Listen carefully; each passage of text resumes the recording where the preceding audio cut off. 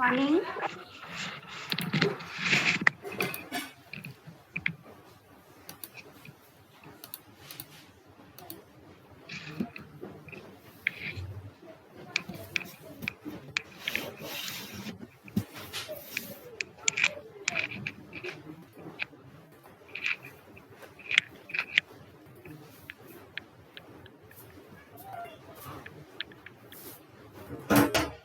Good morning. आप लोगों को आवाज आ रही है? Good morning ma'am. Yes ma'am. बेटा लास्ट क्लास आपकी नहीं हो पाई थी कुछ रीजन से, है ना? और तो आप उससे पहले हमने कहाँ तक पढ़ लिया था, एक बार कोई बताएगा मेरे को?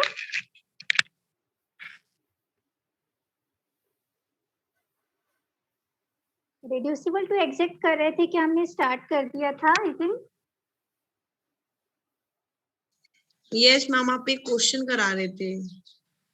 अच्छा, एक बार चेक करना, मैं आपको शो करती हूँ कि वही क्वेश्चन कर रहे थे क्या। होमोजीनियस इक्वेशंस का एग्जांपल दिया था और उसको हम रिड्यूस कर रहे थे।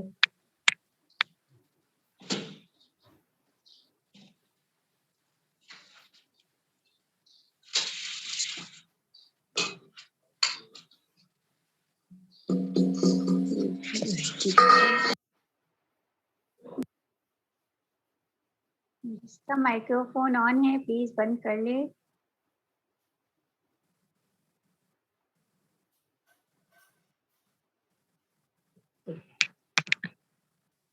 चेक करो, यही क्वेश्चन का चल रहा था क्या लास्ट क्लास में?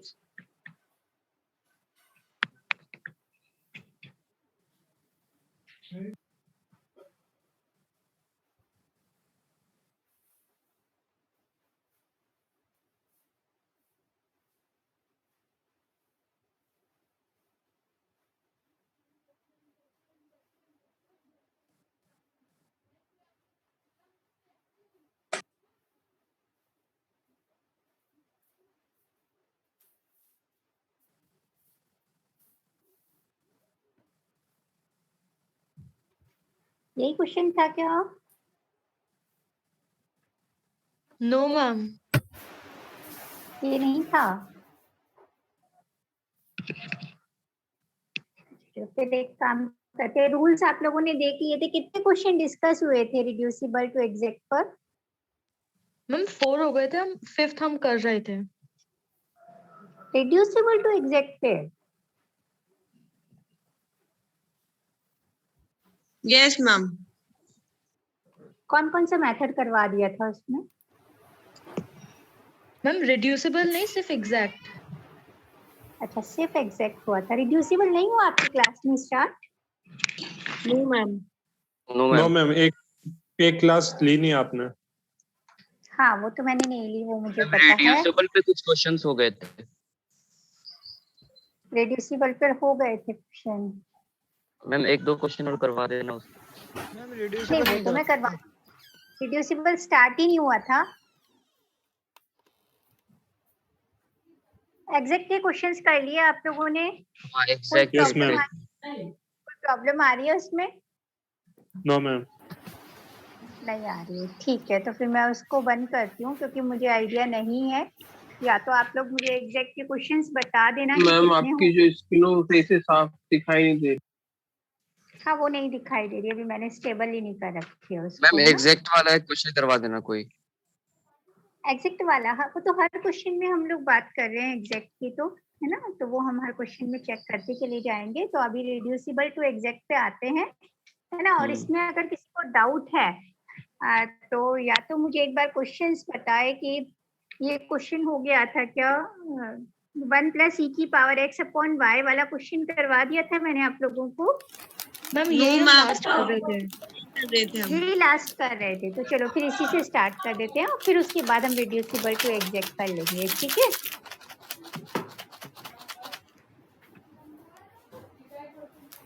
अब ज्यादा हो जाता है तो मुझे याद नहीं रहता। इसको बाहर जाना है भाई। मैम एक पीयूष काबरा के नाम से कोई दूसरा भी आ गया आज क्लास में। बेटा कोई यस बात मैम, नहीं वो है, फिर वो से। कई बार क्या होता है मल्टीपल एंट्रीज भी आ जाती हैं। Yes ma'am exactly. ना, कई बार अपने उसके नाम से भी मल्टीपल एंट्रीज आ जाती है। और ये पीयूष काबरा, तुमने डीपी लगा ली थी पीयूष? यस मैम, डीपी लगा रखी है मैंने। ठीक है, ओके।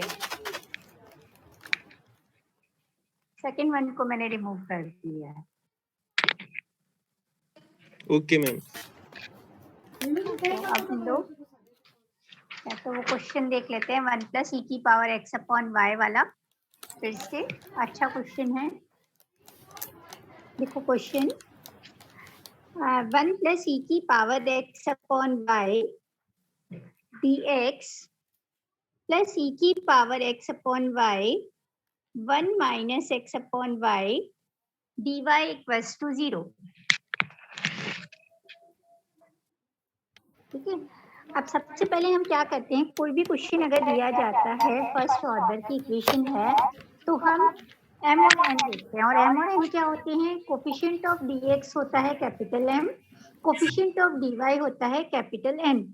ठीक है, फिर कंडीशन ऑफ एग्जैक्टनेस हम चेक करेंगे। कंडीशन ऑफ एग्जैक्टनेस कैसे चेक करते हैं? del m upon del y calculate करते हैं। del m upon del y it means इसका डिफरेंशिएशन करना है विथ रेस्पेक्ट टू y। 1 का हो गया 0, e की पावर x अपॉन y का डिफरेंशिएशन करेंगे तो e की पावर x अपॉन y। अब पावर का करेंगे तो पावर के लिए मैंने बताया था कि x अपॉन y को हम लिख सकते हैं x इंटू 1 अपॉन y। हमें करना किसका है? y के रिस्पेक्ट में करना है, तो x तो कांस्टेंट है, x एज इट इज। और 1 अपॉन y का डिफरेंशिएशन क्या होगा? -1 अपॉन y स्क्वायर। ठीक है, और it is -x upon y square e की पावर x अपॉन y। अब हम निकालें del n upon del x। n का डिफरेंशिएशन करेंगे with respect to x। n का डिफरेंशिएशन करें तो देखो ये प्रोडक्ट रूल वाला रूल अपना लगेगा। यहाँ भी अपने पास टर्म में x है और यहाँ भी x है, तो e की पावर x अपॉन y मैंने एज इट इज रखा। पहले मैं ब्रैकेट वाली टर्म का डिफरेंशिएशन कर रही हूँ। 1 का 0 हो गया, -1 upon y as it is, और x का हो गया 1 प्लस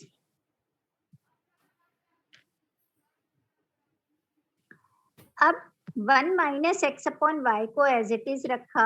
e की पावर x अपॉन y का e की पावर x अपॉन y और x into 1 upon y। Power का जब करेंगे तो x का हो गया 1 और 1 upon y as it is.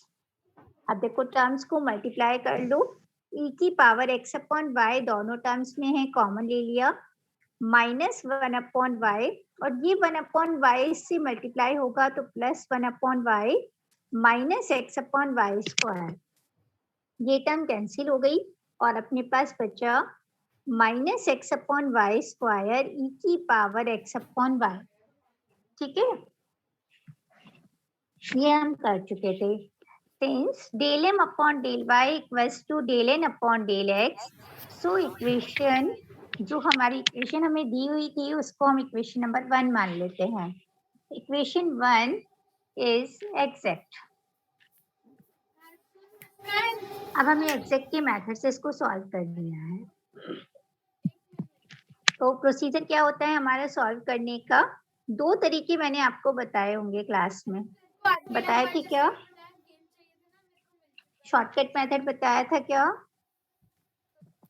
चलो शॉर्टकट मेथड को हम रिड्यूसिबल में यूज करेंगे। अभी हम लॉन्ग कट से ही करते हैं ना। फर्स्ट स्टेप में हम निकालते हैं u(x(y) which is equals to integration of m dx, और m की वैल्यू हमारे पास में क्या है? 1 + e की power x upon y dx। अगर इंटीग्रेट करते हैं तो 1 dx का इंटीग्रेशन हो गया x प्लस e की पावर x अपॉन y का इंटीग्रेशन e की पावर x अपॉन y। अब ध्यान रखो e की पावर 2x का इंटीग्रेशन करते हो तो e की पावर 2x अपॉन 2 आता है, मतलब जो पावर है उसका डिफरेंशिएशन नीचे आएगा। तो x अपॉन y का x की रिस्पेक्ट में डिफरेंशिएशन क्या हो गया? 1 अपॉन y, और हम इसको लिख सकते हैं x प्लस y e की power x upon y। Second step में हम कैलकुलेट करते हैं del u upon del y। del u upon del y निकालेंगे तो x का 0 हो गया। अब इसमें फिर से प्रोडक्ट रूल हमें लगाना पड़ेगा। e की पावर x अपॉन y मैंने एज इट इज रखा, y का हो गया 1 plus sine y as it is e की पावर x अपॉन y का डिफरेंशिएशन e की पावर x अपॉन y, और पावर का अगर हम करते हैं तो x अपॉन y का विथ रिस्पेक्ट टू y क्या हो जाएगा, x एज इट इज, और 1 अपॉन y का माइनस 1 अपॉन y स्क्वायर। देखो एक y और एक ये y कट गया, अपने पास टर्म आई e की पावर x अपॉन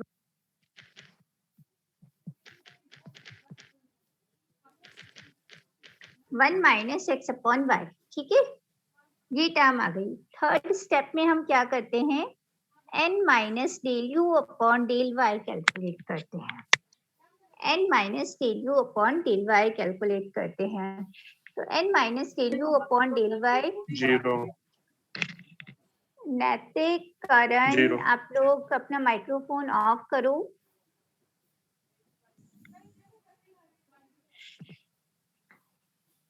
जीरो हो जाएगा ना, ये सबको पता है कि सेम टर्म में से सेम टर्म सब्ट्रैक्ट होगी। नेक्स्ट टर्म में हम निकालते हैं v y, integration of n minus del u upon del y d y equals to 0 d y, और 0 का इंटीग्रेशन 0 ही होगा। और लास्ट स्टेप में solution u plus v equals to constant. वैसे मैं आपको अभी दूसरा मेथड बताऊंगी इसको सॉल्व करने का, और आपको लगेगा कि उससे ज्यादा इजी हो जाएगा हमारे लिए काम करना। जो ये 5 स्टेप्स का काम है वो केवल 2 स्टेप्स में कंप्लीट हो जाएगा ना? लेकिन आपकी बुक्स में ये मेथड दिया हुआ है तो आप लोग ये देखते हो तो फिर ज्यादातर स्टूडेंट्स उसको प्रेफर करते हैं ना, जो बुक में दिया हुआ होता है। पर आप दूसरे मेथड से भी कर सकते हो, इजीली आपके सॉल्यूशन जो है वो आराम से निकल जाएंगे, क्योंकि आगे जो क्वेश्चंस हैं वो रिड्यूसिबल टू एग्जैक्ट के होंगे। और मैम एग्जाम रिड्यूसिबल में टू भी कर एग्जैक्ट सकते हैं क्या शॉर्ट फॉर्म का? बिल्कुल बिल्कुल कर सकते हो, इतना भी शॉर्ट नहीं है वो, है ना। और अगर हम वो करेंगे तो हमारा थोड़ा सा टाइम सेव होगा और आंसर भी एग्जैक्टली निकल के आता है, इसलिए कोई प्रॉब्लम नहीं है। और वहां अगर लगता है कि मैं नहीं कर पा रहा तो तुम ये मेथड लगा देना, आपकी चॉइस है, मैं दोनों मेथड बता दूंगी। क्लियर है? Yes ma'am.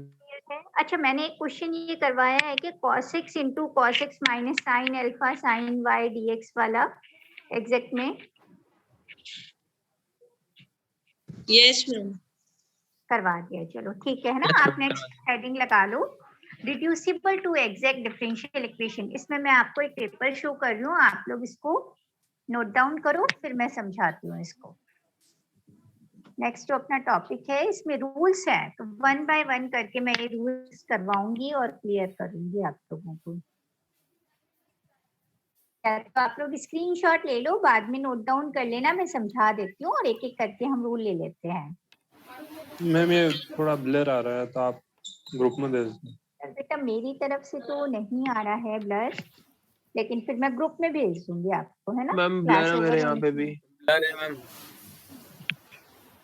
कोई बात नहीं, मैं आपको क्या तो क्लास के बाद में फिर भेज दूंगी, है ना, इसको क्लिक करके मैं भेज दूंगी आपको, ओके मैम। देख लो।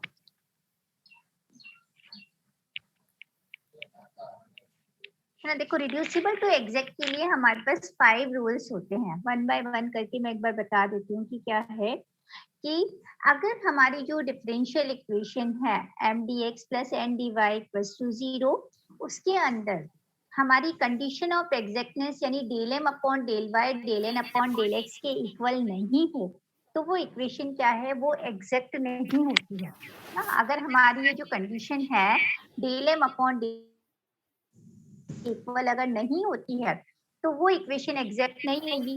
अगर एग्जैक्ट है तो हमने प्रोसीजर लगा के उसको सॉल्व कर दिया। अगर एग्जैक्ट नहीं आ रही है, मतलब ये कंडीशन सेटिस्फाई नहीं हो रही है, तो उस केस में हमारे पास कुछ रूल्स होते हैं जिनकी हेल्प से हम उन इक्वेशंस को एग्जैक्ट बना सकते हैं। अब वो कैसे होते हैं, 1 बाय 1 जो है, अब मैं फिर ये नहीं दिखा रही हूँ आपको, हम डिस्कस ही कर लेते हैं एक एक क्वेश्चन लेके, और फिर उसमें आपके 5 रूल्स आपको लिखे हुए मैं भेज देती हूँ ना। तो 1 बाय 1 करके हम उसको डिस्कस ही कर लेंगे पहले कि कैसे क्या चेक करना है। लिखो सॉल्व, हेडिंग लगा लेना, reducible to exact differential equation. reducible to exact differential equation. Solve.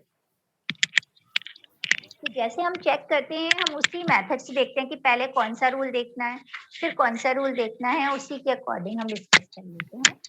Solve x square y minus 2xy square dx minus x cube minus 3x square y dy equals to 0.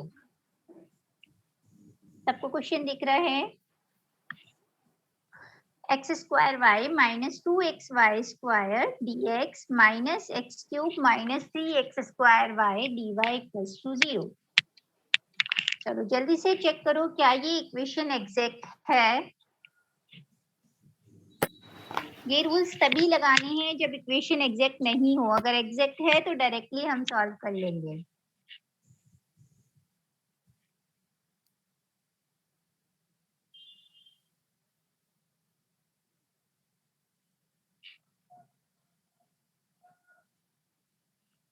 क्या ये equation exact है?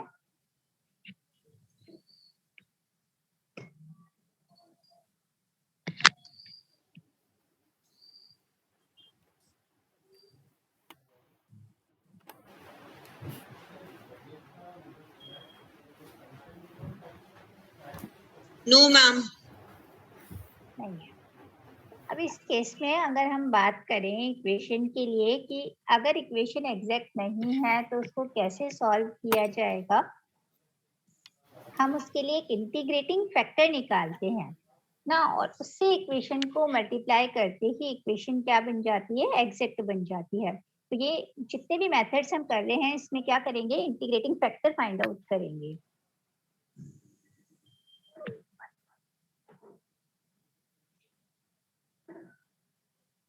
Check करें. तो ma'am coefficient of dx is capital M. और हाँ बोलो. Coefficient. Ma'am मेरा internet connection आज सही नहीं चल रहा, तो आपका ये वीडियो लेक्चर कहीं मिल जाएगा क्या? नहीं बेटा, वीडियो लेक्चर तो नहीं मिलेगा क्योंकि मैं रिकॉर्डिंग नहीं करती हूँ. आप चाहो तो किसी बच्चे को कह सकते हो, वो रिकॉर्ड कर सकता है. नफीस मैम भाई वो मिल क्या है जाएगा. हमारी क्लास में पढ़ता है क्या तू? पता नहीं कि मैं रिकॉर्ड करके डालता हूँ अपलोड यूट्यूब पे. मैम अटेंडेंस बना देना. अटेंडेंस तो मैंने ले ली है बेटा. क्या नाम है तुम्हारा? 103 नफीस. नफीस. ठीक है बेटा. Okay. X square y minus 2xy square this. तो यहाँ पर हम कैपिटल M इक्वल्स टू, देखो माइनस साइन से गड़बड़ नहीं होनी चाहिए, इसलिए मैं इसको यहाँ पे लिखती हूँ दोबारा. X square y minus 2xy square और कैपिटल N हमारा हो गया minus x cube plus 3x square y. सबसे पहले हम चेक करेंगे del m upon del y. तो del m upon del y क्या आएगा? देखो x स्क्वायर माइनस 4xy और del n upon del x अगर हम कैलकुलेट कर रहे हैं तो minus 3x square plus 6xy. Minus 3x square plus 6xy.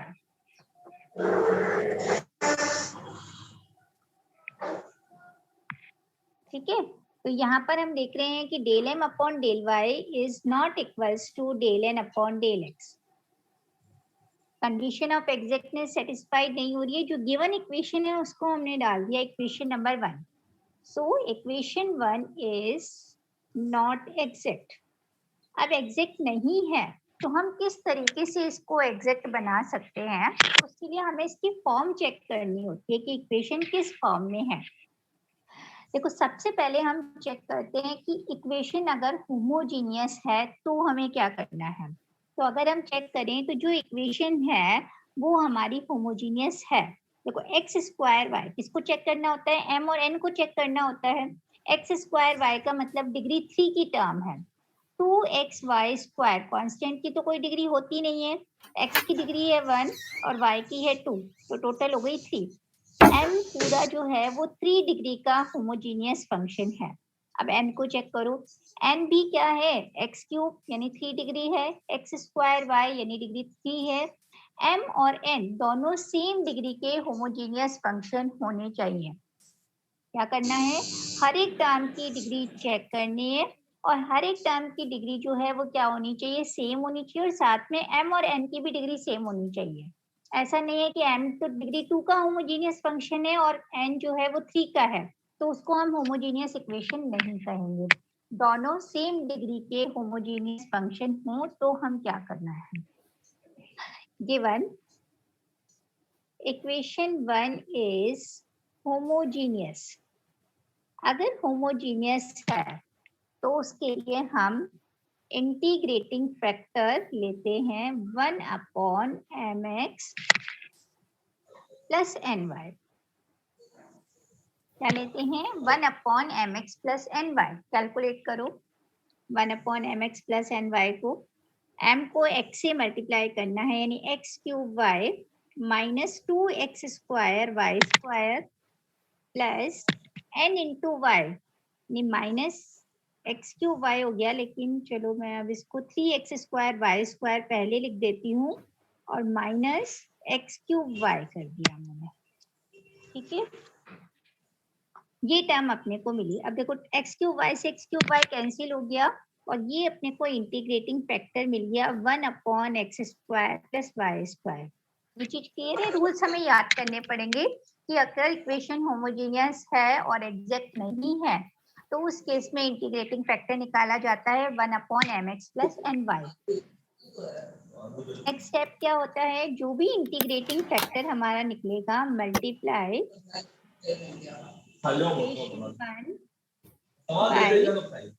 Integrating factor. Microphone on है किसी का, नैतिक माइक्रोफोन ऑफ करो। Multiply equation 1 by integrating factor 1/x square plus y square we get. हमेशा ध्यान रखना है इंटीग्रेटिंग फैक्टर से मल्टीप्लाई ही करते हैं ना। अब मल्टीप्लाई भी हमें कैसे करना है, देखो हर एक टर्म को 1/x स्क्वायर वाई स्क्वायर से मल्टीप्लाई करो, हर एक टर्म को। जैसे फर्स्ट टर्म है अपनी x square y, x square y को आप 1/x स्क्वायर वाई स्क्वायर से मल्टीप्लाई करोगे, बताओ क्या टर्म आएगी अपने पास में, 1/y बचेगा। ठीक है, माइनस 2/x बचेगा। ठीक है, dx minus sign x cube को किया 1/x स्क्वायर वाई स्क्वायर से तो बच रहा है x/y स्क्वायर माइनस जो लिख रहे हो वो दिख नहीं रहा। 3, हाँ मैं अभी सिर्फ बोल रही हूँ, माइनस 3/y। आपको इक्वेशन दिखा रही हूँ अभी मैं केवल। अब देखो तुम्हारे पास इक्वेशन है, हर एक टर्म को 1/x स्क्वायर वाई स्क्वायर से मल्टीप्लाई करो। ये टर्म बन रही है,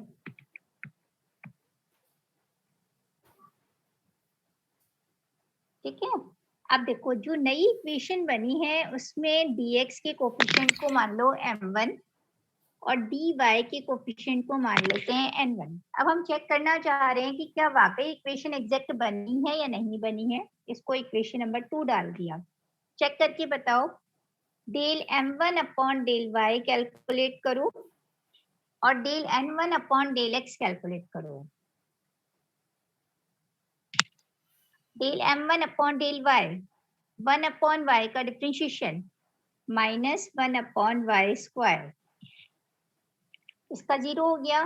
del n1 upon del x करेंगे तो माइनस 1/y स्क्वायर, सेम आ रही है टर्म। इसका मतलब अब इक्वेशन एग्जैक्ट बन चुकी है।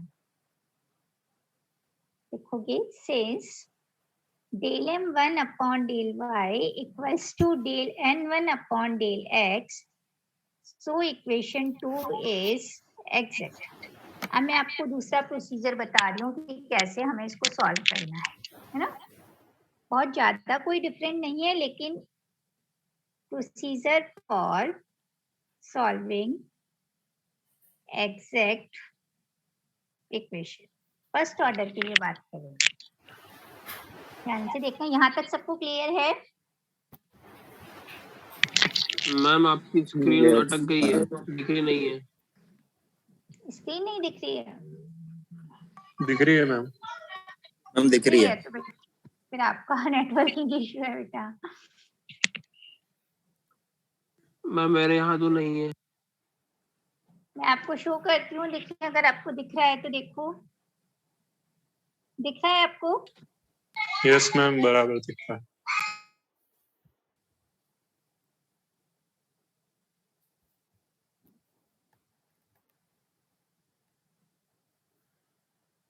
और मैं आपको क्लिक करके भेज दूंगी फिर, है ना, जो भी आज के लेक्चर का है वो मैं भेज दूंगी फिर, और मैं कुछ नहीं कर सकती, सॉरी। ये नेटवर्किंग इशू का हम लोग कुछ नहीं कर सकते हैं। चलो, अब सबसे पहले जैसे हम यू निकालते थे ना, वही यू निकाल रहे हैं, x y integration of m1 dx। ध्यान से समझना, इंटीग्रेशन ऑफ m1 dx पहले भी हम यही निकालते थे, 1/y माइनस 2/x को इंटीग्रेट करना है x के रेस्पेक्ट में। क्या आएगा देखो, 1/y तो कांस्टेंट है, dx का हो जाएगा x/y minus 2 log x/y minus 2 log x। अब सेकेंड स्टेप में हम निकाल रहे हैं v। ये भी फंक्शन होगा एक्स वाई का। देखो उस वाले मेथड में मैंने बताया था कि v केवल y का फंक्शन बनेगा या कांस्टेंट होगा, लेकिन यहाँ दोनों का फंक्शन बनेगा n1 dy। n1 dy, n1 की वैल्यू रखो minus x/y square plus 3/y dy। Integrate कर दो इसको y के रेस्पेक्ट में। माइनस x/y स्क्वायर, तो माइनस x तो कांस्टेंट हो गया, 1/y स्क्वायर को हम लिख सकते हैं y की पावर -2। y की पावर -2 का इंटीग्रेशन y की पावर -1/-1 यानी 1/y नेगेटिव साइन के साथ। तो ये टर्म मिलेगी अपने को x/y और plus 3 log y, x/y plus 3 log y, x/y plus 3 log y। ठीक है, यहाँ तक कोई डाउट है? अब हमें डायरेक्ट सॉल्यूशन लिखना है, और सॉल्यूशन में हम क्या देखते हैं, सॉल्यूशन लिखेंगे u और v को मिलाकर, लेकिन जो टर्म रिपीट हो रही है उसको केवल एक बार लिखा जाएगा। जैसे यहाँ देखिए x/y इधर भी आ रहा है, इधर भी आ रहा है, तो यहाँ लिख रही हूँ एक बार, है ना। सॉल्यूशन हम कैसे लिखेंगे, x/y 2 बार आ रहा है, लेकिन लिखना कितनी बार है, एक ही बार लिखना है, -2 log x, ये तो एक ही बार आ रहा है, और 3 log y भी एक ही बार आ रहा है, इक्वल टू c। कैसे लिखना है सॉल्यूशन, u और v में जो टर्म्स रिपीट हो रही है उसको एक ही बार लिखना है, बाकी सभी टर्म्स को ऐड करके लिखना है इक्वल टू c। जो भी उसका साइन है उस साइन के अकॉर्डिंग ही लिखना है। जैसे -2 log x आ रहा था तो -2 log x लिखा, प्लस का 3 log y आ रहा था तो प्लस का 3 log y। u और v को ऐड करके लिखना है, लेकिन जो टर्म्स रिपीट हो रही हैं उनको केवल एक ही बार लिखना है। क्लियर? Yes ma'am. क्लियर है? Yes ma'am. आप चाहो तो चेक करके देख सकते हो, आपका रिजल्ट पिछले क्वेश्चंस में भी सेम आएगा। आप ट्राई करके देख लेना, जो आपने एग्जैक्ट के क्वेश्चंस किए हैं उनमें ट्राई करके देख लेना। ठीक है, करें नेक्स्ट क्वेश्चन। मैम फिर एक उन बार क्वेश्चन के अंदर भी ये वाला मेथड लगा सकते हैं क्या? हाँ बिल्कुल लगा सकते हो, एग्जाम में मैम। लगाओ ये मेथड, कोई प्रॉब्लम नहीं है आपको, कोई मार्क्स नंबर नहीं तो कटते कटेंगे हैं। आपके, नहीं बिल्कुल कोई नहीं कटेंगे नंबर।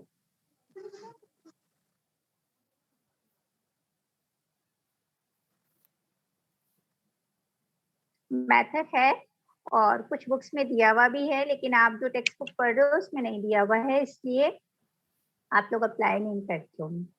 करें क्वेश्चन और कर लें। मैम एक बार प्रोसेस रिपीट करना। देखो क्या करना है, सबसे पहले जो भी क्वेश्चन आपको दिया है उसमें कंडीशन ऑफ एग्जैक्टनेस चेक करनी है। del m upon del y निकालना है, del n upon del x निकालना है। अगर वो इक्वल नहीं आ रहा है तो इसका मतलब इक्वेशन एग्जैक्ट नहीं है।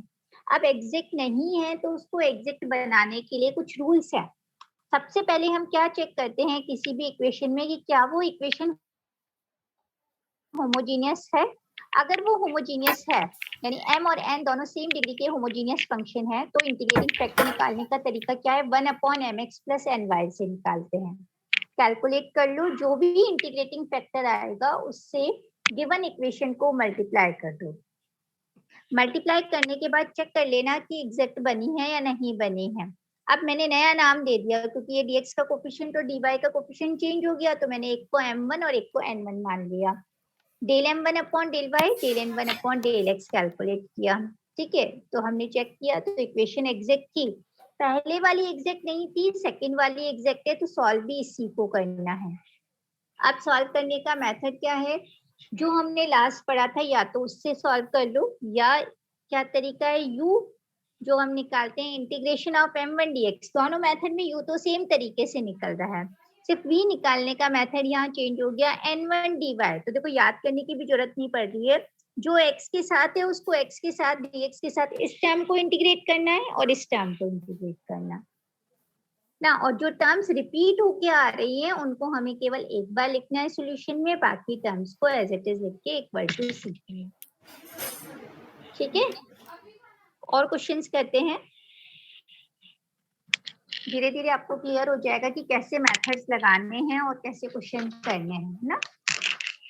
एक काम करते हैं, आज तो होमोजीनियस का ही एक क्वेश्चन में और लिख देती हूँ ना, फिर हम दूसरे जो रूल्स हैं उसको कर ले लेंगे। तो solve x² y dx minus x³ + y³ dy = 0। Check करो इक्वेशन एग्जैक्ट है क्या। कोफिशिएंट ऑफ dx होता है m, क्योंकि टाइम बहुत ज्यादा नहीं है इसलिए मैं भी साथ साथ कर रही हूँ।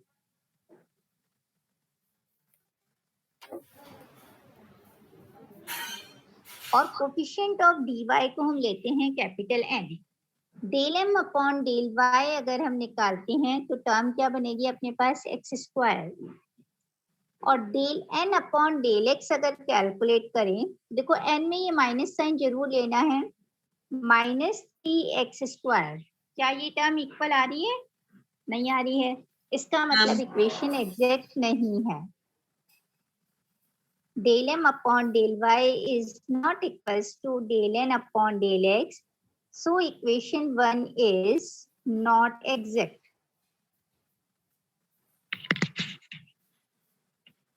ठीक है, अब नेक्स्ट हम देखते हैं कि अगर एग्जैक्ट नहीं है तो एग्जैक्ट बनाने के लिए सबसे पहले हमें चेक करना है इक्वेशन होमोजीनियस है या नहीं है। नहीं होगी तो फिर हम नेक्स्ट रूल पर जाएंगे, लेकिन आज अभी हम यही वाला रूल डिस्कस कर रहे हैं।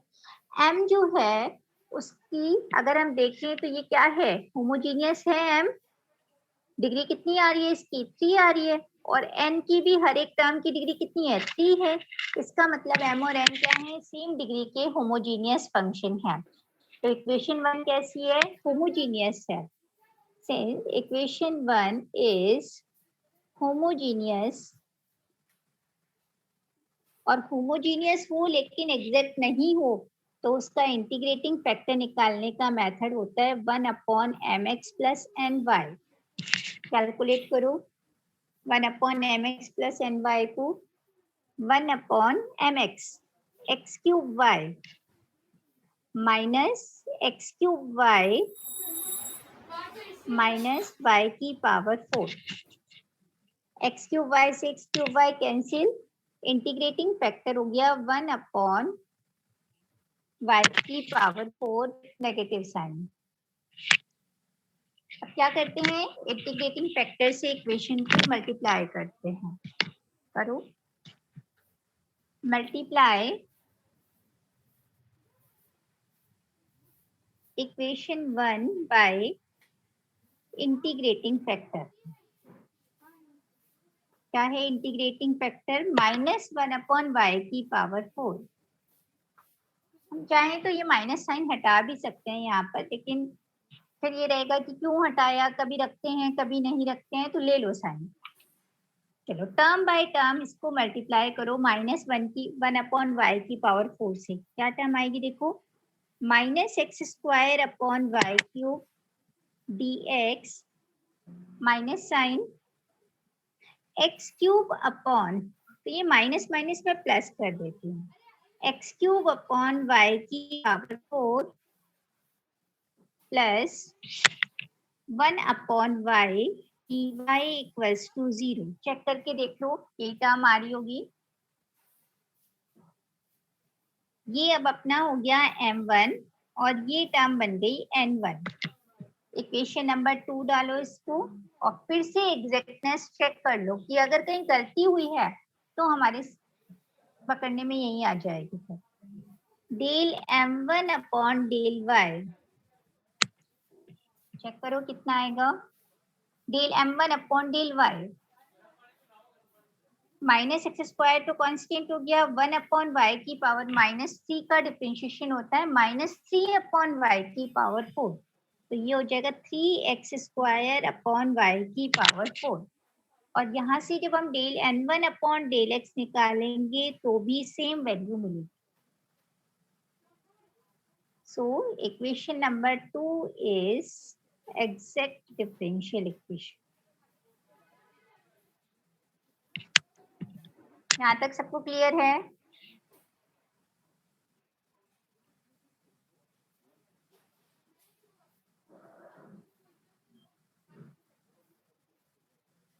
अब क्या करते हैं, प्रोसीजर मैं नहीं लिखती हूँ कि procedure for solving exact equation, direct हम लिखते हैं u(x,y), आप लिख लेना है ना। Integration of m1 dx, integration of -x² upon y cube dx, क्या हो जाएगा इसका integration, -x³ upon 3y cube, x² का x³ अपॉन 3। जब सेकेंड हम v निकालते हैं, vxy, इंटीग्रेट करो v n1 को, n1 dy, n1 क्या है, x³ अपॉन y की पावर 4 प्लस 1 अपॉन y को इंटीग्रेट करना है y के रिस्पेक्ट में, x³ अपॉन y की पावर 4 यानी y की 1 अपॉन y की पावर 4 को इंटीग्रेट करें तो क्या टर्म बनेगी अपने पास, -x³ upon 3y cube plus log y। अब इसके सॉल्यूशन के लिए मैंने आपको बताया कि u और v को ऐड करते हैं, लेकिन जो टर्म्स रिपीट होती हैं उनको एक ही बार लिखा जाता है। तो ये जो टर्म है ये रिपीट हो रही है तो एक ही बार लिखेंगे, -x³ upon 3y cube plus log y equals to c, -x³ upon 3y cube plus log y equal to c। अब कई बार क्या होता है, ज्यादा सिंप्लीफाई करने के लिए कांस्टेंट को log c लेके फिर और सिंप्लीफाई कर लेते हैं, ऐसे भी करोगे तो कोई प्रॉब्लम नहीं है। बस इसमें ये ध्यान रखना है कि u और v में जो कॉमन टर्म्स हैं उनको केवल एक ही बार लिखना है। क्लियर है? Yes ma'am. Yes ma'am. तो ये मेथड इजी पड़ता है आपका सॉल्यूशन निकालने का, फिर भी आपकी चॉइस है आप किसको करना चाहते हैं।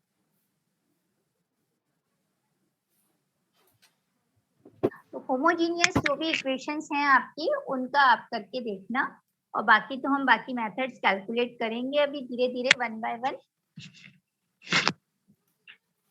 मैम ये केवल रिड्यूसिबल वाले पे लगता है ये मेथड या उसमें एग्जैक्ट वाले पे भी लग जाता है? एग्जैक्ट वाले पे भी लग जाएगा, ये तो सॉल्व करने का मेथड है, एग्जैक्ट इक्वेशन को सॉल्व करने